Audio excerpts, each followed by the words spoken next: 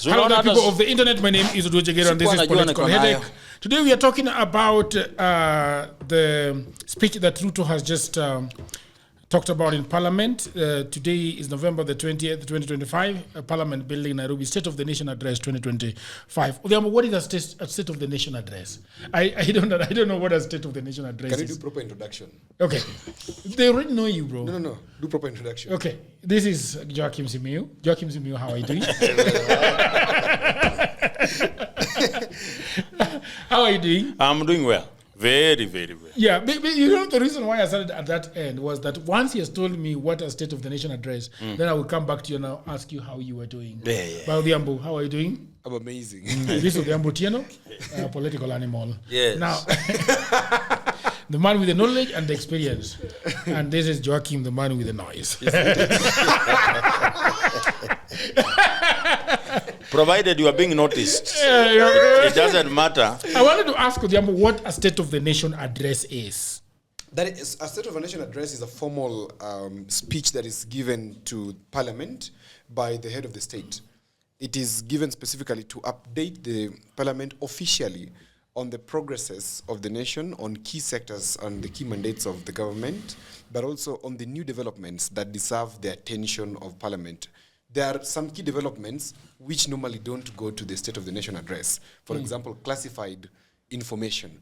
There are happenings which may have gone on, like intelligence issues, which may not be classified by that time, which means classified information is information that is either very critical, that is in the process of being developed, or has ended, but the impact is not yet certain for stability issues, so it does not reach the floor of the House. But it could be also very important for the nation to understand. So it only remains at the National Security Council. But the rest that is declassified, that is within the balance of comfort and stability of the state, is issued in the State of the Nation address. Number two, it is also a constitutional requirement that the president must address the country, especially the Parliament, at least once a year. Okay. That if it doesn't do that, it is sort of abuse of office, if not gross misconduct. Okay. Yeah. Joachim, Yes. do you think it is necessary? Yeah. The head of state is an employee of the people. As an employee, you need to go back to your employers and inform them on how you are going on. Deliver a report of how you are working as their employee. And he cannot come to the people direct. That's why he goes to the Parliament, because Parliament is a representative of the people. So that's where he talks about what he intends to do, or what he is doing, and what he has done. Yeah. How do we approach this? Before we got into this set, we were talking about the opening, which was very interesting.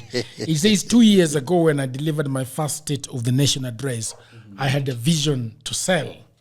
Today, I have a story to tell. When I delivered my first State of the Nation address, I had a vision to sell. Joachim, you took a lot of offense with that statement. I thought it was very poetic. You don't think it is poetic? In the midst of being poetic, they lost the substance, because by that statement alone, it means that we do not expect anything other than just a story. And that entire speech is the president having a story to tell. I think the writer of the speech understands what the president wants to do and likes doing is telling stories. And so he wrote something that excites the president.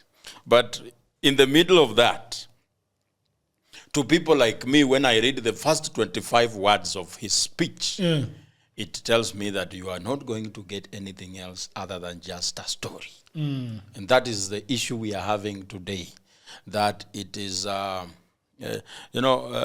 think President Ruto breaks the record of the Guinness Book of Record by making the most abstract speeches in his regime. What do you mean by abstract speeches? Abstract speeches are like speeches without real substance. You can refute nearly everything that he says. because he likes quoting numbers.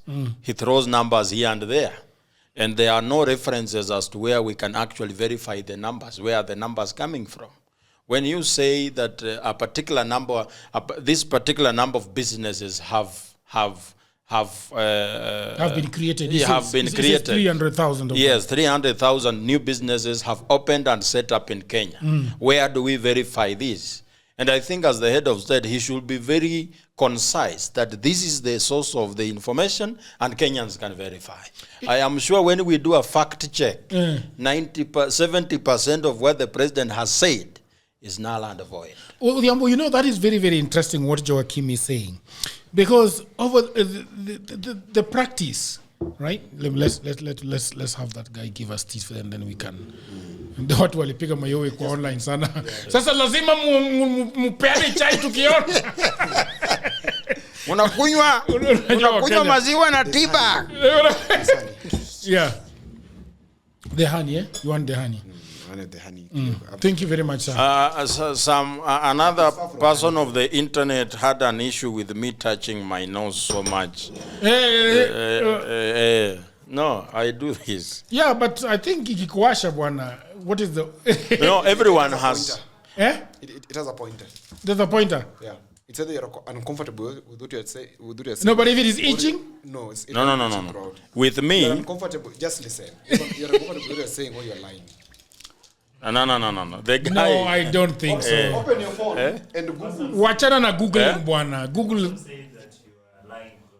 That's Yeah. But okay, I also used to think like that. No. Back in the day. I think that a lot of people. Let's continue the podcast. Yeah, but No. We are continuing. We are continuing. We are on the podcast, William. Oh. We are on the podcast. I thought we were off. So you know, based on what Joachim is saying, when for example a German chancellor, yes, what is it called, chancellor, chancellor, you know, go ahead and talk to parliamentarians in Germany. I don't know what they are called in Germany. Yes. They trust those numbers. Nobody thinks that actually a German chancellor is lying to the people. When a Canadian prime minister is telling the Canadians about numbers, they have a feeling that he's just telling the truth. If a Norwegian, the difference from what you are saying. I'm talking to the No, I want to interject. Interjection, Mr. Speaker. Okay. There is an advantage those people that you have listed enjoy that President Ruto doesn't. The advantage that President Ruto doesn't have is that we have a very big gap of trust between government and the people. And so today,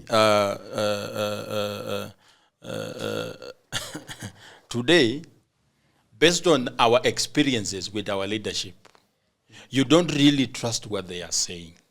Even if they say that today is a Thursday, you want to confirm to know that today is really a Thursday. And that's the difference. When a German chancellor is speaking in front of the representatives of the people, she could easily, or he could easily be trusted because of the past experiences the Germans have had with their chancellor. Even if it's your children, if you are fond of promising that in the evening I will bring sweets, but you don't bring it, and they know that you say and you don't, there will come a time where your child will just tell you that after telling her that you will bring sweets, she will tell you, we know that you will not bring. Yeah. It's not because of disrespect. It's because your child knows you have promised sweets for some time and you didn't deliver. Odhiambo, and this is what I was asking you actually. I was going to the issue of trust. Why is it that, do you think that Kenyans have had their trust eroded with our leaders? Of course. Quite a number of Kenyans have had the public trust eroded between the leadership and themselves, but also between the government and themselves. And I think this is because of the political narrative that has been sustained over the years and through different regimes, where different regimes push agenda which they then don't achieve in terms of matching up their words. And so Kenyans have taken politics to be a lie. Just see hasa, which means it's not real. Siasa. No, see hasa, it's not real actually. Yes, it's not real. Yeah. It is interesting that a lot of that is coming out from President Ruto's presidency. Because even when Uhuru used to speak and give numbers, people would give him a benefit of doubt. You could give him a benefit of doubt. You know? But where people are just, I mean, even if you look at this speech, there's so much. It is packed with details and numbers and dollars and shillings. So this is from a communication standpoint. This is how I would look at President Ruto's speech. Of course, the opening is silly, and I'm a supporter of President Ruto. Yeah, and I support him because of patriotic issues. Yeah, and especially for the stability of the patriotic states. Issues. Nothing so else. You want just to because Kenya must stand before human beings.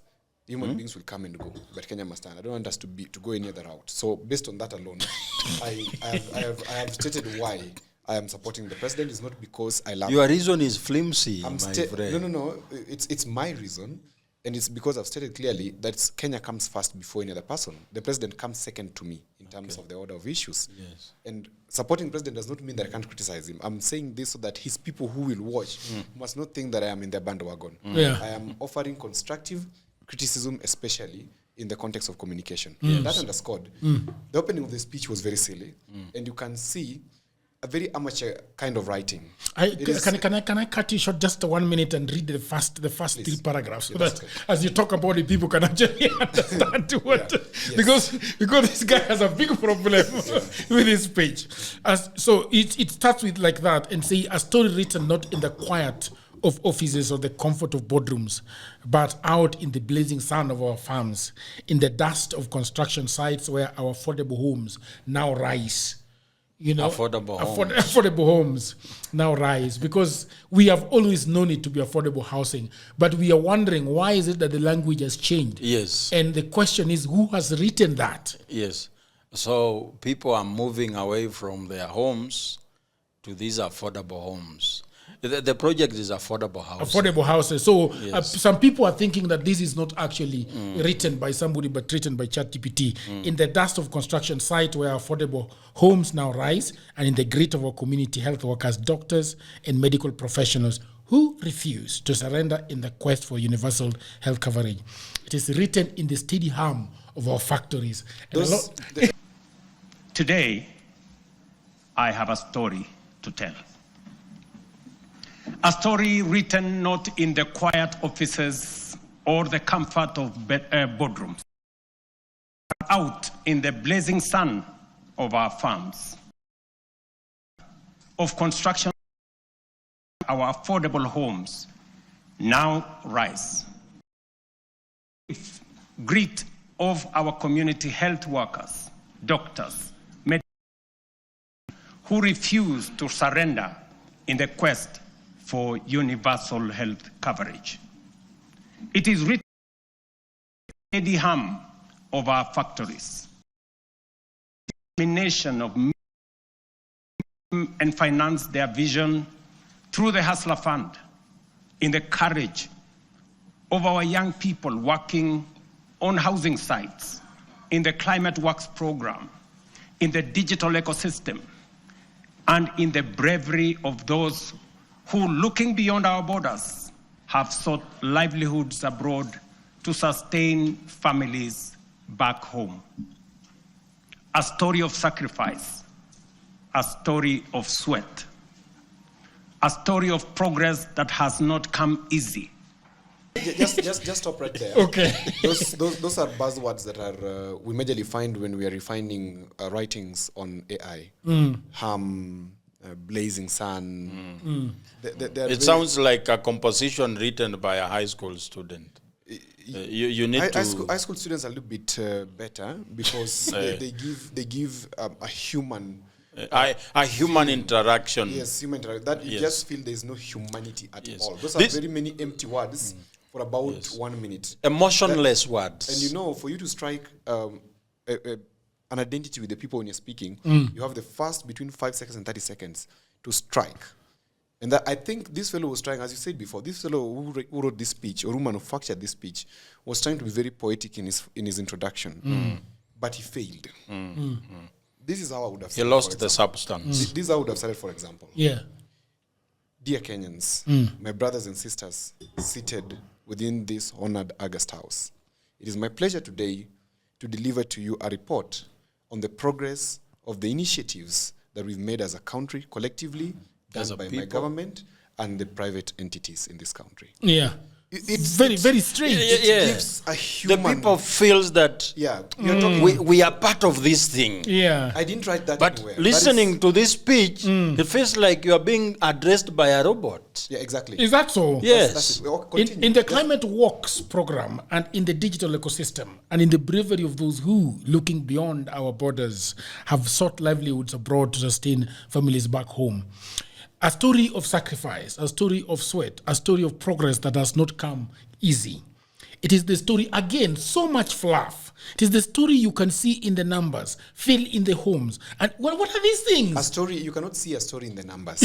A story is something you witness, it's an experience you have. You also realize that in that very sentence that you just talked about, you expected to hear things such as evidenced by or as witnessed by the people of Kenya in the past few months or in the past 12 months, there is lack of humanity. It tells you, and I agree with Wanjigi's son, that it's very robotic. This man. The guy is being personal.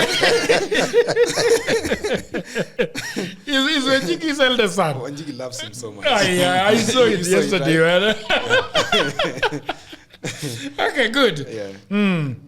It's the story you see in the numbers, filling the homes and traced in the lives transformed across the Republic.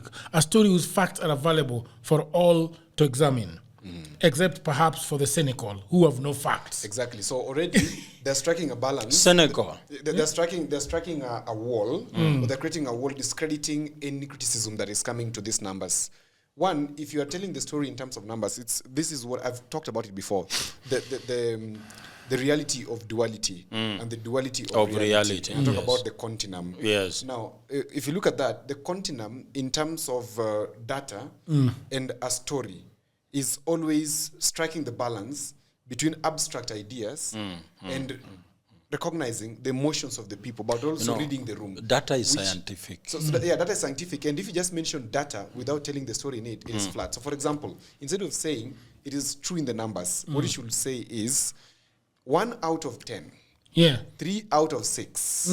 That is how you give a story of numbers. You don't just brandish numbers in front of our faces. It looks very, again, a lack of going to school. But even until paragraph 10, the guy is just still, I don't know, fluffing. This is why I speak today with full conviction that history has summoned this generation, our generation, another repetition at such a time as this, to a higher purpose. There is no purpose being told. Which generation is this again? Yes. Because Ruto belongs, in Kenya we are multi-generational. We have the Gen Zs, we have the Alphas, the Alphas, we have the Millennials, we have the Gen X, we have the silent people or the silent generation. So that place should have read across generations.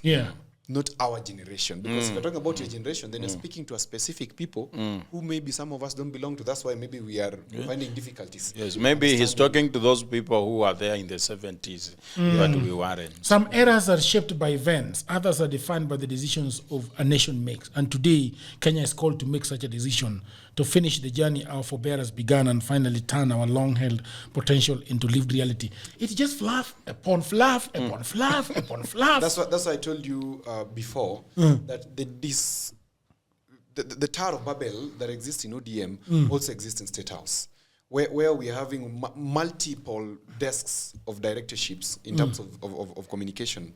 We don't have a centralized strategic presidential communication unit in State House. And I'm sure as we speak, people are being reprimanded in State House. What did you read? What is that I'm hearing the president say? And this is the speech he was supposed to read. What is he reading? And I told you last time that there's a mistake that most politicians do, especially the presidents. And I'm not intending to throw any pan at journalists who are on screen.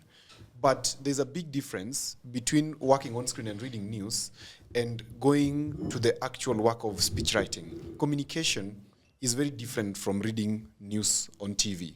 And I'm speaking specifically to Hussein Mohammed, because I saw him yesterday in the preparation room when Ruto was going through this speech. If this passed a preparation room, then it really shows us the qualification of Hussein Mohammed in terms of speech writing or even in terms of reviewing speech as the State House spokesperson. Because this is a political statement as much as it's also a government statement. You know, the problem that I'm seeing is that someone said that you do not develop beyond your own context of truth. That the people who develop this speech, according to them, it is perfect. Yeah. And even through the testing room, the trial part, it is the same people who wrote it that are subjecting this speech to a trial. I agree. So to them, it is okay, it has to go out to the people. But then when it comes out to the people, it meets people who are critical thinkers, and they don't just want to follow things. Yeah. They want to understand what really has been Paragraph said. 13 is entirely ChatGPT in my opinion. A vision not just to grow but to transform. That's ChatGPT. That's buzzwords. A roadword not merely to move forward but to rise. That's ChatGPT. Why is he speaking like wanasemanga aje hawa wasanii? Rappers. No.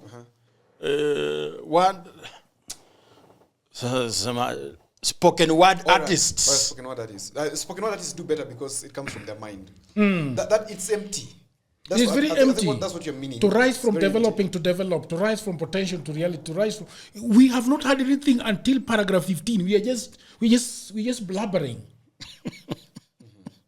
You know, this is I have. That's why I often try to spoken- listen to that speech. Thomas Jefferson, I think was the former American president. Yes. Is the one who was well known for that kind of speaking. But he was using denial and acceptance in one statement. For example, saying, "We are not afraid because of this. We are unafraid because we are going forward." There's a way he used to position, and words. even Obama in terms of repetition. Repetition. He used to capture it so well. Just that what I'm feeling up to the end, I agree with you, Jagero. It is ChatGPT because I mean you have used ChatGPT more than myself. I have used it for a long time. So when you see someone who, in where I come from, where when you use bulls to go plow the field, there is a specialist who uses bulls with no horns. And so when he tells you how to deal with that bull, you better trust him because he has dealt with those bulls. So when we see, and Jagero is saying this is ChatGPT, he uses ChatGPT on daily basis. and this is where I want to say this. Yeah. There is nothing entirely wrong with ChatGPT. Of course, because most of the time English is our second or third language, and we sometimes genuinely struggle to write in English. Yes. Okay. Yes. So I think what needs to happen when you are writing, for example, presidential speech, fine, write your draft. Okay. Once you've written your draft, then you commit it to a higher being, like ChatGPT, that can now refine the edges and properly make it some sort of you have some articulation around what you're saying. But you see, when you write it entirely with ChatGPT, then ChatGPT does not even understand the ground, does not understand the context. Does not understand how Kenyans will behave. Yes. You know the worst part of this is that the ChatGPT version they used for this, from my experience of using ChatGPT, is the basic one. Is the free one. The free one. Because because if you and how I wish they would have tried even Gemini, the free one, it would have given them a better result. But it's the basic one, which it has no feelings. If you go to the higher one, I think that is 2.5 or 3, the current one. It will give it. There's a way it. Because you instruct it. In fact, the instruction was wrong. And maybe we need to someday talk about how to use AI in terms of refining your writing, etc. They should have given the correct instruction. Like, humanize this speech in the context of the recent realities in Kenya. There's a way it will and then when you are talking, when you're using ChatGPT to write stuff, you should, one of the things that you should say is that it should be very factual. It should don't let it go poetic, because then it starts singing. ChatGPT sings and hallucinates. Actually, that's the point. ChatGPT hallucinates. AI hallucinates. It sings and hallucinates. You know, the other day I was watching a clip by one of these AI founders who was talking about hallucination of AI systems and how it basically just shifts into words or just goes into spheres where it starts talking about stuff which is not real. You see, Because it does not have clear understanding of that particular issue. I am trying to look at this speech and try to compare this speech with the speeches made by Uhuru Kenyatta. Right. And I am trying to remember speeches made by Uhuru Kenyatta. Yes. Uhuru Kenyatta could mention people in the history of the country and provide some context of how they struggled for the country, what provision did they, what was their contribution. Yeah. And marry it with today's realities. And now provide hope that tomorrow we will be somewhere. Yes. And one of the areas where President William Ruto is doing poorly, and President Uhuru Kenyatta was doing a little bit better, is talking to Kenyans. You could be very angry at President Uhuru, but when you hear him speak, it soothes. I tried listening to this speech. I couldn't. You know, I like listening and synthesizing information. But when I am struggling to find what is it that I have to get from this speech, then how do I listen? President Uhuru, whenever he used to speak, you could see people are gathering around a hotel that has a screen. You could see bodas are having earphones on their motorbikes. But today life was going on as if nothing is happening. I was even wondering if it is today or the day after today. Then I had to get into the social media to actually know that the president is delivering his speech today. I think he needs to work a little bit harder. But you see, I think I would not put this blame at the feet of the president. Exactly. I would not actually, because I do not think that Ruto uses ChatGPT in his daily life. He does not. Actually, he doesn't even know how to use it. No, use semantics. No. But well, we could know. But Yes. I this is what I think. So when Ruto gets this speech and he reads it, it feels nice. It really feels nice. It's very nice. It makes you float. The words are beautiful. It's musical. It's very musical. Yes. You see, but then when you look at the details, what are you seeing in the music? It's a melody. It's music with good beats, but no message. Yes. So I think. But anyway, Odhiambo. Let me just chime in on what you're talking about. One thing that you must know, Jagero, is that at the level of President Ruto, and I'm agreeing with you, one thing that you must know that at the level of President Ruto, he really does not have the time to write speeches. Yeah. That's why he hires a very important team to help him. And these teams are on high salaries. These guys are paid upwards of millions of shillings to be just the president's communication people. And at that level, you are entrusted. And you remember, for example, you say my client who has entrusted me to help manage his image and communication. Yeah. You see the level of work that I put into it. You should be putting some genuine expertise into it and not take it for a joyride. And I expect before the end of the month, Ruto must have either transferred those people, because it's a continuous letdown. They are not giving the president the truth to tell the people. They're lying to him. But then instead of probably firing them, why can't they just change their ways and fire them and write proper just speeches? Fire them. The wife of Caesar must be above suspicion. Caesar must not suspect that the wife could be cheating on him. So the communications chief or the communications team of the president must be beyond amateur. I must not imagine that you're amateur if you are working for the president. Yes. Because that is a level. I mean, how many professors of communication do we have in this country? Like how many people who have studied communication properly, who can sit and help in writing a speech are there? People who are truly passionate. Or even people who are not even in communication, but they're gifted in terms of writing, and they're there with the president in his team. Why can't they be given a chance? You must not write. And that's why I like Raila. If you remember, in Raila's speeches, Raila would ask Dennis Onyango to write a speech. The same Raila would ask another person to write a speech. Raila even would take a speech from a person in the street who had submitted a speech to him, and he would go through them. And then when he's speaking, you'd find him blending these speeches. And most of the time, you'll rarely see Raila actually read a speech. Yes. Because he would be with these speeches go through them, and then internalize them. The same to my former boss, Mama Aida. Every morning you'd go to her and share the talking points. And that talking point, she will internalize and fact check before she stands to speak. That simple thing, I find it lacking and making that speech very flat. So, for example, if you take this, for example, this paragraph, therefore, as we examine the achievements of the past 3 years, results that have laid a firm foundation for equality of opportunity and a nation where no one is left behind. Today, I will also place before you not just a vision, but a national project that is realistic, grounded, and entirely within our reach. If you take that and put it on ChatGPT and tell it, can you please make this leaner and sharper? It tells you, this is what should have been written. As we reflect on the past 3 years and the progress we have made toward equal opportunity for all, and how to move, I will lay down how to move forward as a country. Full stop.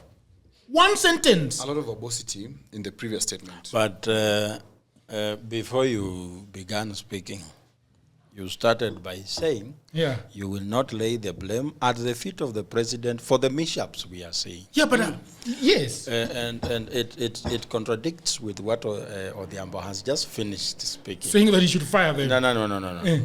Look at it, you see everything, your own personality dictates a lot in your sphere of influence. That your personality as Jagero dictates how this podcast and how all this studio will behave, despite the fact that we could be having a member of the crew who feels things should be done differently.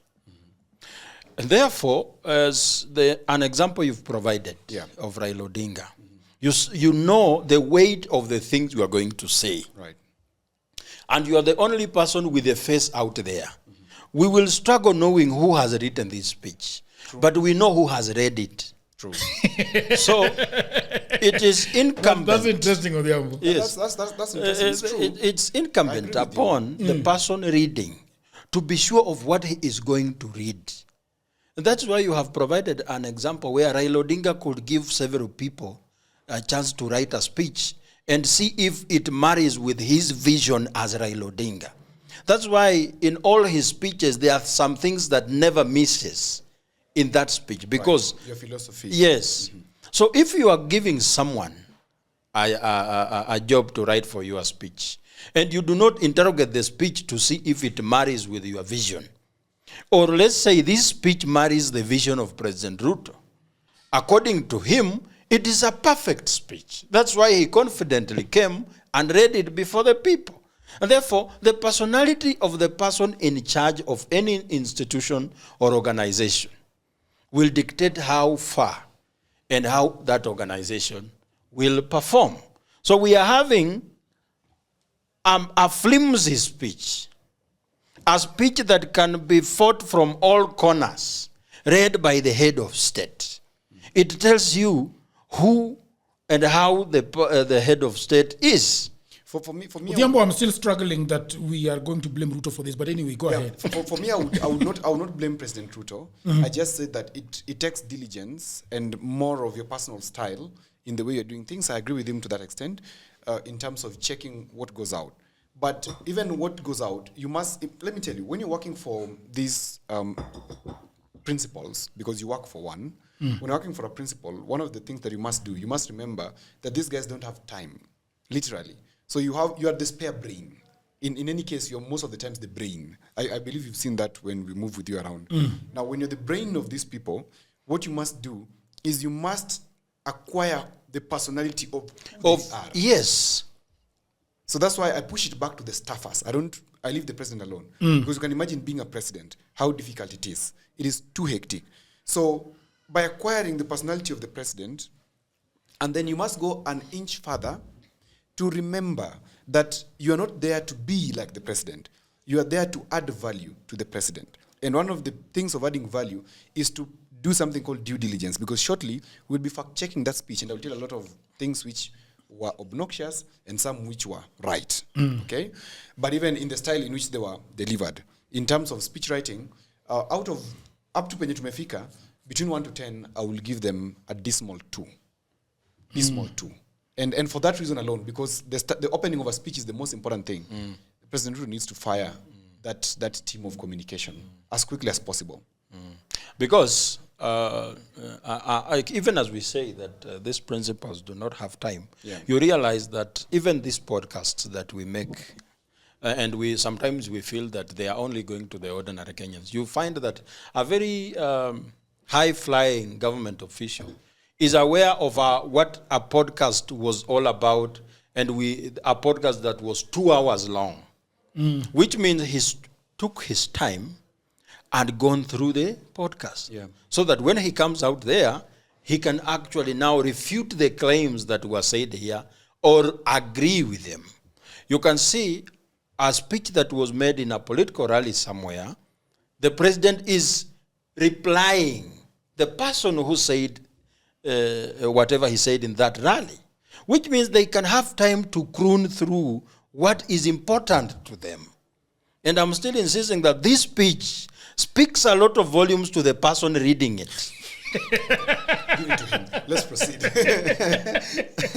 Yeah. So anyway, I will hand it over to you to tell us some of the things that, some of the nitty-gritties in the speech. So, let me open the speech here and share with you. So, look at the speech. So, one, I will look at this speech in, I think, 4 or 5 parts. One is the economic performance and recovery. That's now if we go to the substance of the speech. The delivery is whack, silly, and stupid. But there's the substance. Now, the substance is not something to be argued with. We just fact-check it and see. So there's the economic performance and recovery.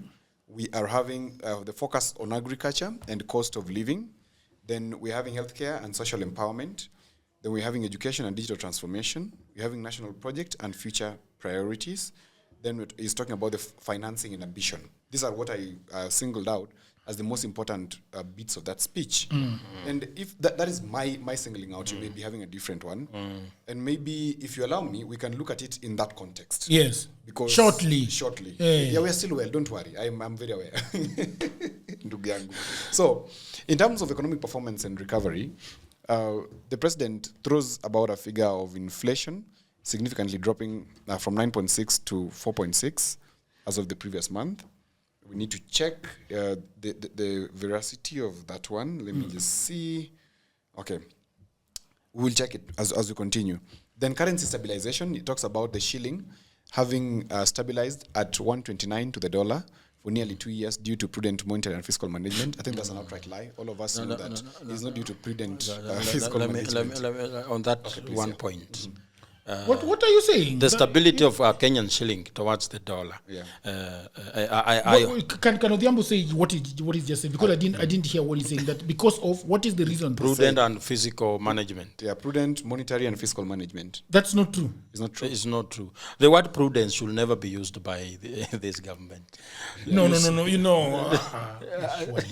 Okay, go ahead. So I don't know why you always get alarmed when I say this thing. He's an investor and he's regulated.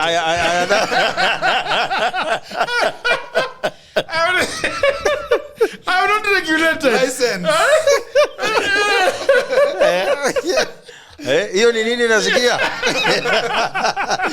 The regulation is not official. It's very unofficial. What I'm just wondering, you see, he's got anecdotes and notes that he embeds on his statements. You know the challenge with Jimmy Wanjigi's son is that he's inherently decided that he does not like this government. Yeah. And so he removes objectivity from his statements. That is the thing. Okay, that's why we balance him. That's why we are here. So please. You see, it is not about objectivity. The word prudence is a big word for the current regime. Yeah. You see, I was trying to check what makes, what sustains our currency or any currency in any country. Yeah. It is the export and the imports. So our stability of the Kenyan shilling for the past 2 years, it should relate on these two things. What have we been exporting and what have we been importing and how have we been striking a balance to make sure that our shilling remains stable at 129 for 2 years. And when we ask these questions, it will only be summarized in one word: prudent monitoring and fiscal management. Yeah. This also happened when Governor Anyang' Nyong'o was Minister for Planning. A shilling was, I don't know, it was at around, how much, was it 60? It maintained. To the dollar. Yes. For so long. And even Anyang' Nyong'o could not explain how has our shilling maintained to be stable at this particular rate for so long. And I will tell you that by the time we realize what has been happening behind the scenes, we will realize that the things we've been seeing as a stable currency has been artificial. Yeah, so on that I agree with him, that because we've done our research and I've talked about it here, that Kenya being grey-listed already on the international financial market, yes, already shows that our dollar is our rate against the dollar, the stabilization against the dollar is very artificial because it is at a stagnant point of 129 for 2 years. It normally fluctuates 1 shilling or 2. Yes, but this one is stagnant, which shows I don't understand. But what is going on? What have they done? Okay, so this is what happens. So for you, the money that we have, or the dollar that we, for our money to stabilize against the dollar, it means you're having enough foreign dollar reserves. Okay? What's dollar reserve, Jageru? In this country, you must have equivalent in cash of dollars to the cash that you're having, or significant amount of the dollar to the cash you're having, the local currency you're having, because you operate in the international market using what? Dollars, and not Kenya shilling. For those who have not traveled, don't worry. If you've traveled beyond the immigration department, you realize the Kenya shilling is nothing. But if you've gone beyond the border, you realize you have to start using other currencies. And in most instances, if you're traveling too much, you'll find yourself using the dollar more as compared to moving currencies. Okay? So for us to have the dollar at a stable point, it means our import-export is very good, and which means we're producing a lot. Yes. But the question is, what are we producing? What are we producing? The thing that has captured the attention of the world, that as a country we are producing, is cheap labor. Yeah. So how has that translated to maintaining the stability of our currency? Because Ruto himself has said that 15% of our GDP is from the labor. Yes. Our labor market. And you see, I expected us to talk about, from agriculture. I expected him to say, or I expected us as a country to say, over 50% of our GDP comes from agriculture. Yes. Then that is predictable, or from manufacturing. That's predictable. But himself, he said, we're only producing about 30,000 megawatts in terms of electricity. And energy is the backbone of any country that wants to progress, because then it will influence manufacturing. We produce 4,600 megawatts. 4,600 megawatts. So if you're at that, then it implies that our currency or stabilization is not really looking good. It's all artificial, and there's a very specific reason why it is artificial. You see, and maybe in the future we may need to, when President Ruto leaves power in 2032, as is my desire, is that maybe things shall have stabilized properly. But if he leaves early as Joachim wants, then also we may just face that reality. I remember a very profound statement made by the advocate of the High Court of Kenya, Zebedi Elisha Ongoya, on the recent podcast with Dr. Kingori.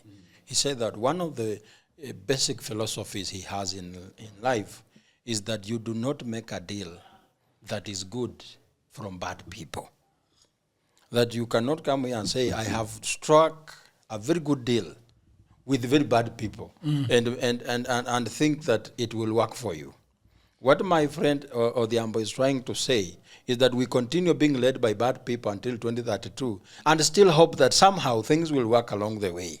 Things are not working because we are being led by bad people. You and I agree on one thing, though. Yes. Even the United Opposition, which is the immediate alternative, is going to be shocked. I don't know. I don't know why. We have agreed. I don't know why you always think that if it's not Ruto, then it's the United Opposition. We have a country of 50 million Kenyans. But let's not live in utopia or what I call La La Land. Yes. Okay? Let us live in Kenya. And let us face the realities as they are. And I'm saying this not to imply any negativity towards the United Opposition, but the reality is there is no meaningful structure and purpose in the United Opposition. The only person who I have said that can actually take the country forward in terms of sound economic policies is your guy Jimmy Wanjigi. But I have said here over and over again, that does not look like he's putting himself out there properly for the presidential contest. And maybe the stars are not aligning yet for him. And if the stars align for Kalonzo in the United Opposition, we've all agreed here that their government will collapse faster than President Ruto's. Let me ask you. That's something we've agreed. At least that Yes, we've agreed up to that extent. So based on that alone, it's like if you look at Uganda today and look at Museveni versus the opposition, not that Museveni is the best, but Bobby Wine is not an alternative to Museveni. That's the reality of the issues. Why is he not an alternative to Museveni? What does he know about economy? But he's gonna employ people who know something about the economy. Who is he gonna employ? Can you know everything about running a You country? must know something about the economy. He knows music. You see, one of the biggest qualities. So a country can be run by You see, one of the biggest qualities of a I'm not aware leader. of a country that has been run on harps and guitars. The very important quality in a leader is this: that you have to be good at the art of hiring managers. That you first of all realize what are your weaknesses as a leader. Which areas am I not so good in? And you must kill the inferiority complex, where you think that when you employ a highly qualified person, you will feel inferior beyond in front of them. So you hire people, and you hire people that are right in every right place. And then that will help and elevate your image. You will look as if you know what you are doing. So when you see a leader who is clueless in a certain area, but still goes ahead and employs clueless people in that area again, then that leader has a problem. I like drawing my illustrations from how Raila Odinga used to behave. Raila Odinga used to sit in a meeting where highly educated people are, and he's the head of them, but he doesn't feel intimidated. This one is a senior counsel. This one is an economist. This one is an accountant. This one, and he merges their brains to his advantage. I think the reason why Raila did that, which all of us can agree with, is that Raila was a leader and not a politician. And Raila being a leader, he has a vision. For you to be a leader, you must have a vision. Because it is that vision that then you sell to the committee of experts and tell them, this is what I'm thinking of. So tell me the practicability of what I'm thinking of. Yes. How do we achieve it? Yes. Unfortunately, for my friend, President Ruto, he is a politician Yes. and not a leader in that sense. Yeah, And perhaps I'm experiencing it slowly starting to learn. Because I can tell you there's a big difference between the Ruto of 2022 and the Ruto of 2025.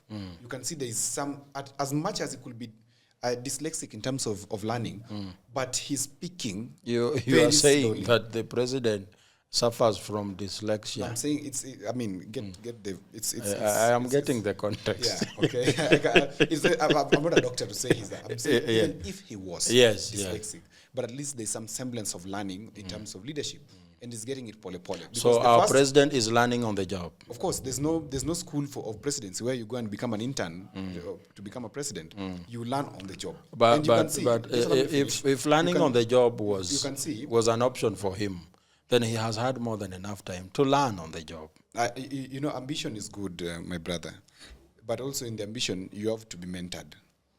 Okay? So just allow me to share with you this freely, that President Ruto has been through some process of learning, of course. He may be dyslexic. That's why I said he may be dyslexic in terms of learning. Yes. He's not very quick. Yes. Okay? Yes. But is there a semblance of him gaining ground? Yes. Can we offer constructive criticism to him? Yes. So then let's proceed and look at it from that perspective. So instead of just let's go to the other facts. The other facts. So in terms of I hope that you are enjoying that episode, people of the internet. Everybody says there is no job, and that is true. Also, that was me 10 years ago. The problem is that everybody is trying to get a job in their own town, in their own city, in their marketplace. They ask friends for jobs, mothers call uncles, uncles call fathers, but there are no jobs, right? Let me tell you what no one is telling you. Jobs migrated online. What I actually mean is there are many, many jobs around the world, and there is no one to do them. I have worked for a long time online, I think more than 10 years. I work for Americans, I work for Europeans, I work for the Chinese, the Australian, Canadians, the Ugandans, name all of them. And last year, I had a eureka moment. I said to myself, you know what? I should compile what I have been doing for the last 15 years. So in 2024, I wrote a book called Gold Mine, 18 Side Hustles for Africans. And it sold a lot of copies. In fact, I was going for, sometimes I was receiving 500 orders in a day. In 2025, something happened. AI came. I think in 2025, AI came. AI came in 2024, but in 2025, it is here with us. And people say AI is taking away their jobs. And for me, I'll say false. There are actually AI jobs. Na mimi ni nani? I created more jobs. We now have in my book 25 online and offline side hustles that you can do anywhere in the world, whether you are in the village, whether you are in your small town, whether you're in a marketplace, whether you are in your house, you can do them. In this powerful volume 2, I share 25 new actionable online hustles specifically researched and tailored for Africans. My new book provides clear step-by-step guidance, drawing from my extensive experience and research, including the mistakes I have made and lessons I have learned over 15 years in this online job market. You can become an executive assistant to busy folks in Europe, America, and Canada. You can also get paid for tasks like watching videos and taking online surveys. There are many of them and they're in my book. You can also build a business as a virtual assistant, start an e-commerce without a shilling. You can also become an affiliate marketer or an online English tutor. And you can also do tens of AI jobs, and they're all in these books. If you have a job, that is fine, but I know around you there are so many people that are always looking for jobs and at home watching Netflix. Buy this book for your brother, for your sister, for your mother, cousin, husband, who is back at home all day, all night watching Netflix. Okay? Buy it for your friend, that friend who is always asking you for cash, you can buy this book for them. All the information is in the description below. You can also inbox me, you can WhatsApp me, or you can go to my website, which is oduorjagero.co.ke. The book is only 1,000 Kenya shillings. Or if you're anywhere around the world, the book is $10. So thank you very much. Back to programming.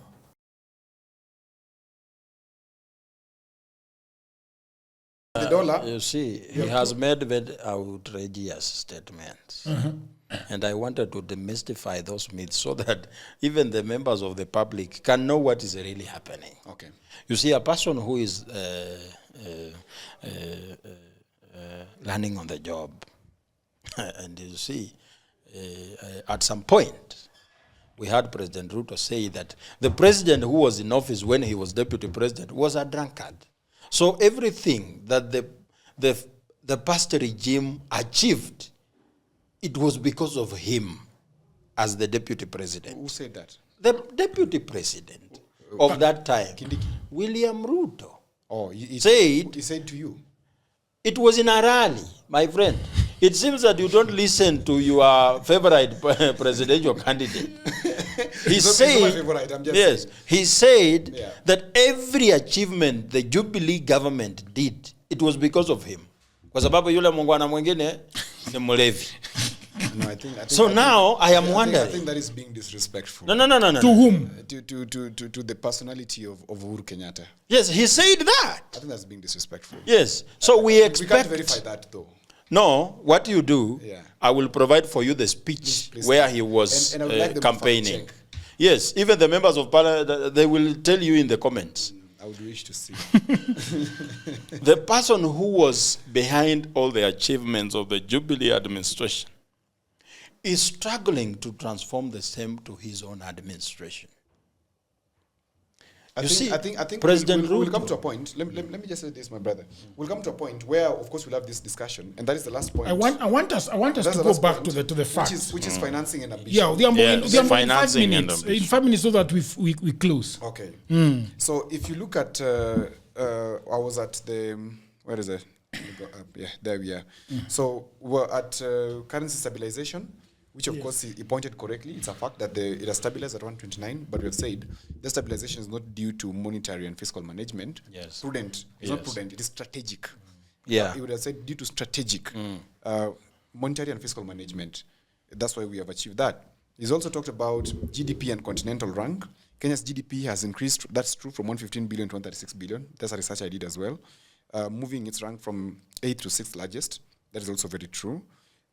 International confidence, the successful Eurobond redemption, a sovereign credit rating upgrade from B- to a firm B by Standard & Poor's, and projections of 5%, 5.8 economic expansion in 2026 by leading financial institutions signal renewed investor confidence. You remember when I was talking about the wash and the grey listing, etc.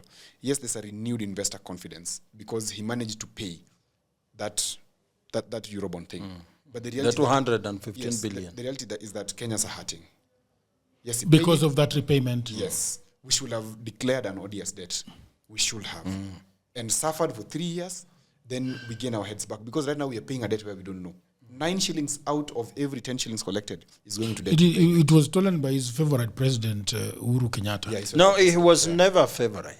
He was your favorite, you've just said. Let me tell you, I was providing a comparison analysis, comparative analysis between Ruto and Uhuru. Foreign investment. I'm not saying he was my favorite. Foreign investment and stock market. My favorite president is Mwai Kibaki. He killed 1,000 people. Yes, I will tell you why he was my favorite. Just the way you are comfortable with your president regime. After stealing election. Let me tell you. Okay, anyway, it's your choice. So, Odhiambo is okay. Why do you guys invoke very things that you know is not going to be liked by either of you? Why do you keep doing that? No, because he likes poking. You see, he's okay with a regime he's supporting that has killed 600 people the other day. I'm not okay with the regime, I've said that. He's very okay. I'm not okay with the regime. He wants that to continue till 2032. But he has a problem when I talk about a president who brought water in who brought a pipeline in Western Kenya. Ungetembea 3 kilometers looking for petrol, carrying a jerrycan. Can you look at your hands like this? Can you just put your hands like this? Yes. What is that? Just put your hands like this. No. There's something I have to show you. Just put your hands like this. What does he want to do? Why don't you say? Embarrass you on a podcast. This guy is a witch. Put your hands like this. Mommy is a witch. Mommy, weka mkono. Amekataa. Just put your hand like this in front of your face. No, just say. Now, if you look at my hand, it has a very light part. Yes. In front of it. But also, if I turn it like this, there's a very dark part.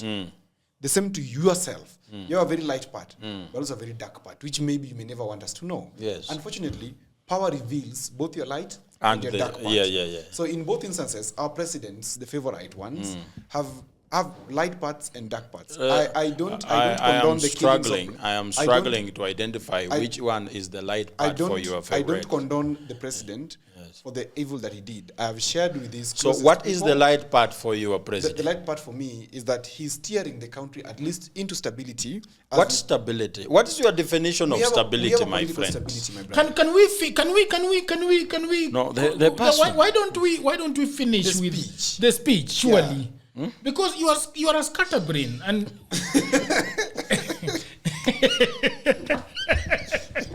You see, you know, scatterbrains don't like being told they're Anyway, maybe I am the only one who has no problem. Okay. Yes. So if you look at FDI and stock market, it talks about having more than tripled from 463 million, that is 60 billion in 2021, to 1.5 billion dollars, which is 1.195 billion in 2024. The Nairobi Securities Exchange is experiencing a powerful resurgence, with investor wealth growing by over 1 trillion since January. That is very true. And that is because Kenya is practicing something I call unconscious capitalism, because it's about 8,000 people who are controlling the economy of Kenya, and they can pump in money because it's a regime of deal making. Yes. In terms of business, this regime is very good to do business with. Those who are in that, if you are shrewd and dubious, if you're shrewd, it's very good to do business with, and you can see the capital injections. The capital injections. If you try doing business with them and you are not as dubious as they are, woe unto Odhiambo's government. Yes. So there's a thing of fiscal measure where he says recovery is related to restoring fiscal discipline, eliminating wasteful subsidies, rationalizing public expenditure, and strengthening revenue collection. I think bulk of this statement is a lie, because Recovery is not, we already underscored that. There's no physical discipline. That's the truth. Eliminating wasteful subsidies, that's true. He eliminated wasteful subsidies by Kenyatta. But then, and replaced them by his own. And there's no subsidy in President Ruto's regime per se. Rationalizing public expenditure, no. It is even, I can say it is even worse, despite him even saying that he's going to put these measures which are going to help us reduce the expenditure, etc. How do we call it? Austerity measures. Yeah, thank you. They're not there. Number 2, focus on agriculture and cost of living, which is my favorite part of this speech. He says, the administration's farmer registration says over 7.1 million farmers are now registered on the Kenya Integrated Agricultural Management Information System for targeted interventions. It's a good thing. There is digitization. That is true. It's a good thing. Whether it is true there are 7.1 or not, I have not verified, but it is true. 7.1 what? Million farmers. So I don't know what qualifies somebody to be a farmer. Okay, let me ask. We could even be having 30 million farmers. Yeah, actually, most of Kenya is. Yes, anyone who in this country, anyone who doesn't have a garden, a stable job, is a farmer, and they live in the rural areas, farms. They are farmers. Yeah. So you could be a farmer, yes, but what are you getting out of farming? So that's what he says. So he says in fertilizer subsidy, he says over 21 million bags of affordable fertilizer have been distributed, saving farmers 105 billion, which has led to increased productivity. Okay, it's true, but we had a scandal. He is not recognizing the scandal. Even if it was not a scandal, who told President Ruto that farming is all about fertilizer? There's a lot, I agree. That should have been done. There's a lot. And he says... It's not just about fertilizer. But in his speech, he said something very important, which I agree with, that the setting up of SEZs, the special economic zones across the country, to help in value addition. They are setting up. They're setting up, yeah. It's good when it is being said. But they're setting up. Anything this president... I would also want you to be objective. The same way they talked about setting up... No. They talked about... I don't want to believe in things that I know they will not happen. You remember Moses Kuria when he was minister for trade. Yeah. He went across this country opening what? Yeah, the construction of SEZs. No, it's in Apana. Industrial parks. They're the SEZs, my brother. He went across this country saying that I am opening industrial parks. Okay, what is an industrial park? What is it? When you open an industrial park in Bungoma, zone that has several factories or industries that do processing of food or raw products.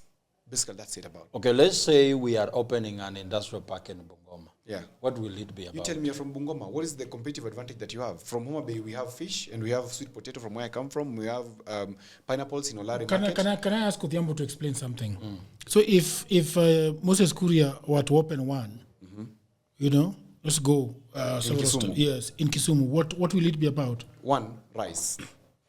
Okay, so we'll be processing rice in that industrial park. So there will be factories which will be doing several things, because currently rice as produced only is meant for consumption. They throw away the husk. Yes. Now that husk. 1 minute. That husk can be used to produce chicken feed or animal I understand. feed. Okay. Yeah. The rice can also be used to produce, if it's fermented, can also be used to produce alcohol. And who builds it? The government builds it. And so the one that Kuria was opening were built by the government.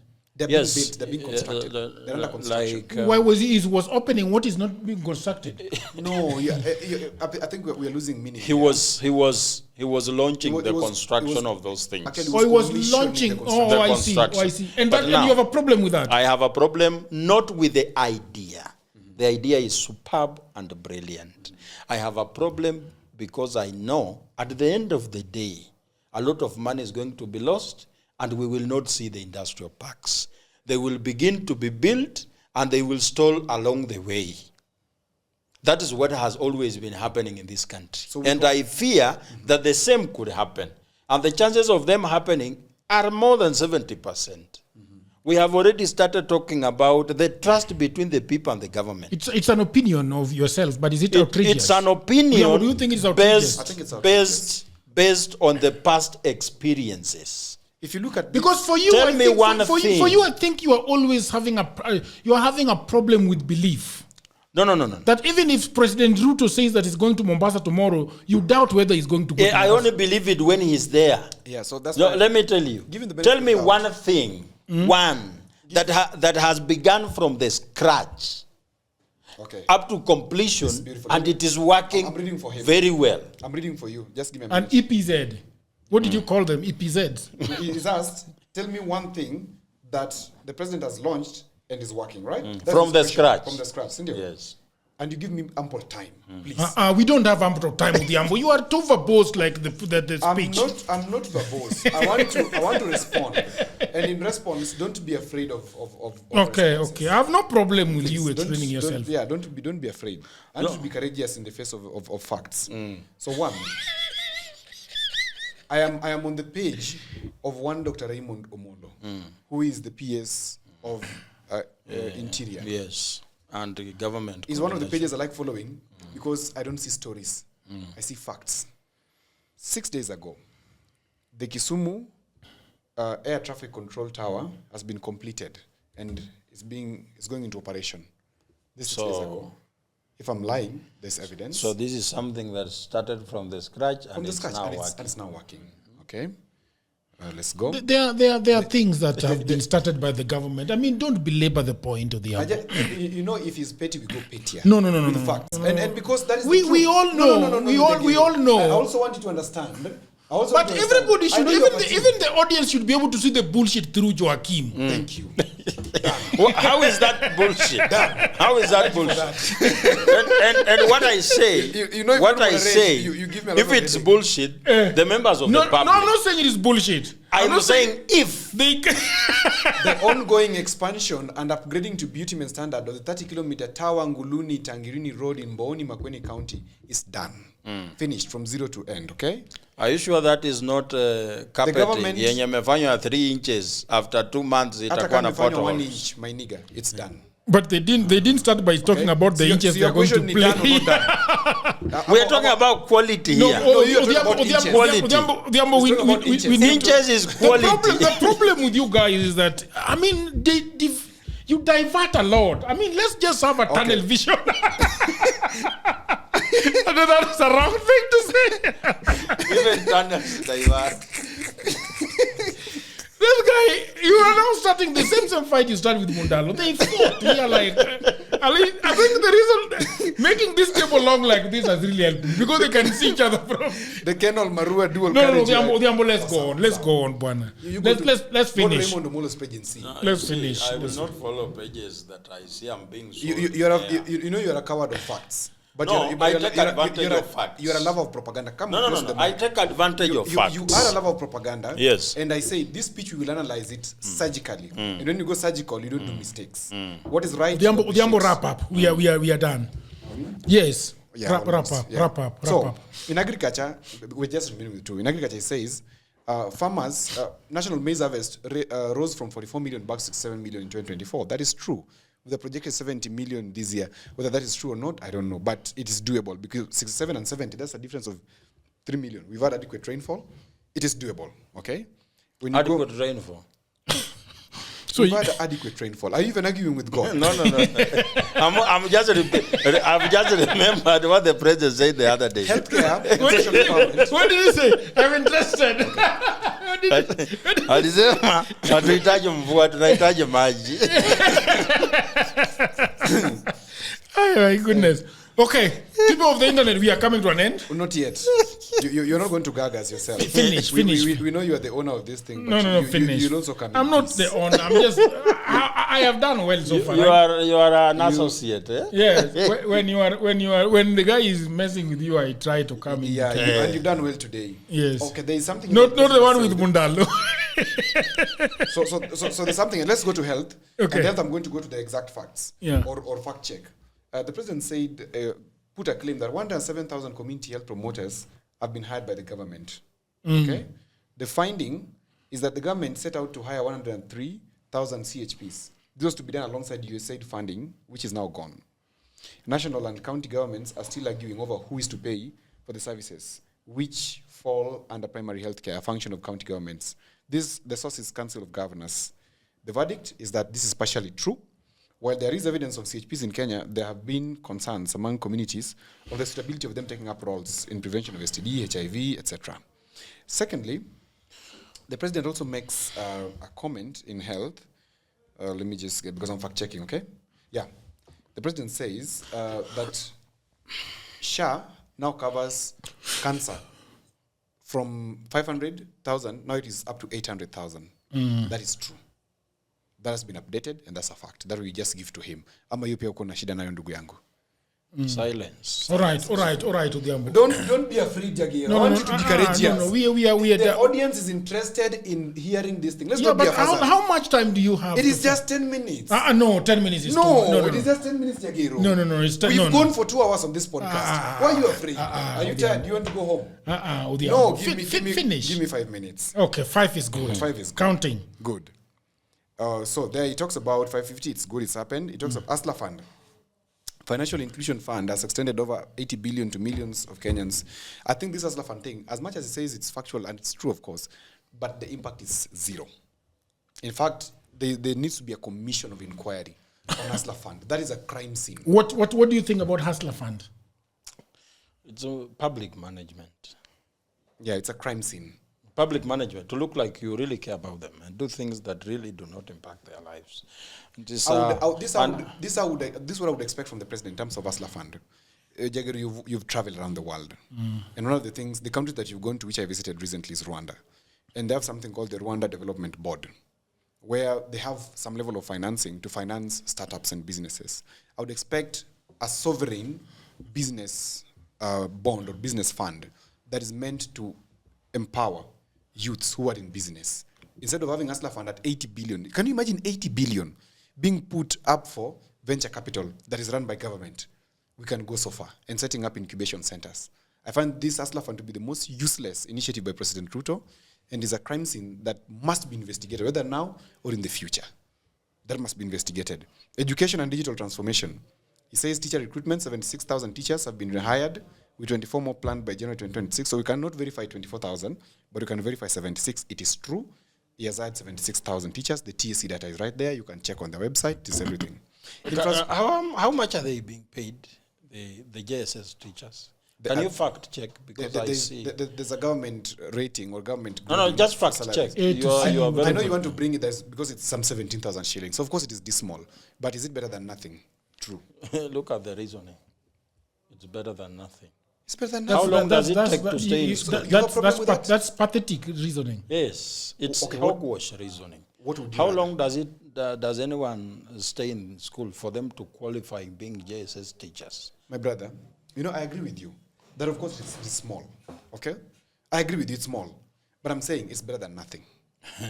We can only improve. Let us have it first. Then we say we want more. You see, I asked him a question off camera. And I said, what is the primary purpose of a job? It's to improve your life. Not to improve, to earn a living from it. Yes. When you are being employed as a teacher, the word is a teacher. You must factor in the societal expectation from a teacher. I agree. That you are a teacher, earning less than what mutu wa mukono kwa mujengo earns in a month. We are even discouraging people from going to school and getting jobs out of qualifying from schools. Of course, those ones we will review. When Wanjigi takes power, he will improve that. He will make it better. And of course, that's why I'm rooting for him as well. I mean, I am saying now we can't just keep quiet. Give me 5 minutes. I want to finish. Give me 5 minutes. Not just yours. I also have a fraction in the shareholder. Okay, to finish, Jagiru, because I know you are tired. I'm not tired. Let me put this aside and then come to this. Because there's something silly that the president has said, which has to be called out. The president says that he's going to dual the following roads. I don't have a problem with dualing roads. But please, don't take us for a ride. Between the next 5 to 7 years, you're talking about dualing Kisii, Oyugis, Ahero Road. For what reason? This road was just made the other day. And it is very huge. In the next 5 to 7 years, why do we need to dual this road? Why is he giving himself 5 to 7 years? Where does he think he will It get could be a all vision. that? It is not him giving that himself. that road should not be dual. Should not be dual. That road is good. It's talking about dualing Kisumu Busia Road. Why should that road? Kisumu Busia Road. Yeah, why should that road be dual? No, it should be. Expanded. It should be expanded. But not dualed. Because the traffic is majorly But between Kisiang Odhiambo. and Kisumu. But look, I would, if there is money to dual it, I would rather dual it. The problem is, There's no where money. is he getting money to Now, dual now them? he says, and that's where we're coming to. That's why I was saying this is nonsense for me. Between number 1 to 21 of the roads he mentioned, Naivasha Kikuyu Road, Ngong Isinya, Boma Songata Rongai, all of those roads that he mentioned, some of them are valid, but most of them are stupid for me. Now, not just stupid because they're stupid, it's because of the money question. He says he's going to go into PPP for these roads to be constructed. PPP? Yeah. We are going to pay for them. Private-public partnership. We pay for the road from Ahero to And that is the problem I'm having because, if a private person goes to build a road in Ahero, to Kisii, Ahero, Kisumu, what does it mean? Okay. No, but let me ask you. We need to. Let me ask you. I'm thinking, I don't know whether this is what my sister told me happens in Europe. Is that if we have this road, okay, and a PPP person comes, let him build this other road, so that people who are not in a hurry can use this road for free. I hear there are roads even in Norway where you can take this one is for free, this one is it is paid for. Yes. But mbona wana toy? You see. That's what I call unconscious capitalism. That's why you need to understand what is PPP in our context. Yeah. PPP yetu ni nini? Public-private partnership, which means someone is coming with their own money to finance a project and recoup they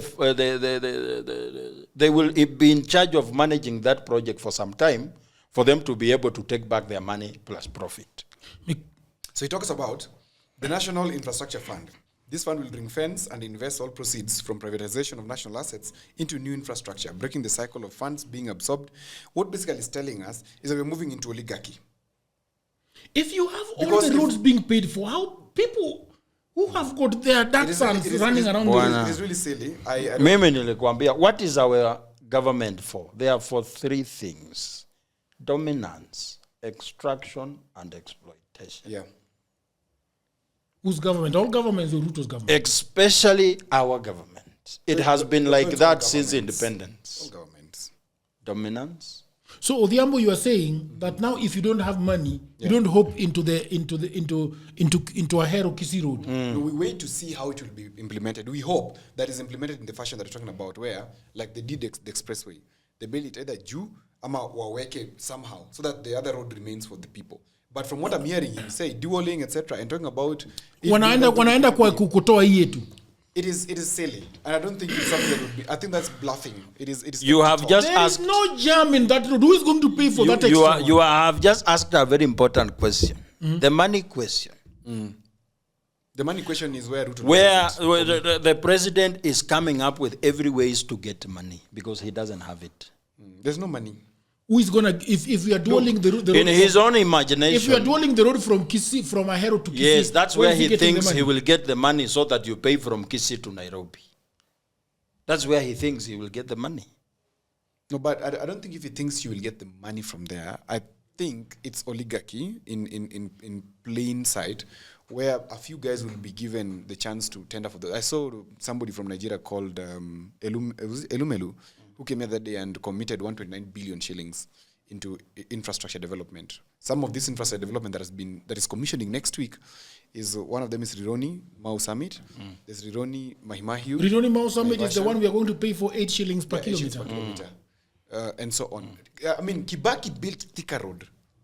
We are not paying nothing on that road because there's a road, there's a fuel, whatever levy. There's so many levies. Half of our fuel cost goes to taxes. 52%. We must call this out. 52%. Yeah, we must call this out. We must call this out. This is something that cannot continue. As much as we support, this must be called out. That is my stand for this one. In ukulaji. Now, it says about the sovereign wealth Munaporwa kuporwa. fund. In finishing, it talks about sovereign How wealth long fund. is this? How many times is the guy finishing?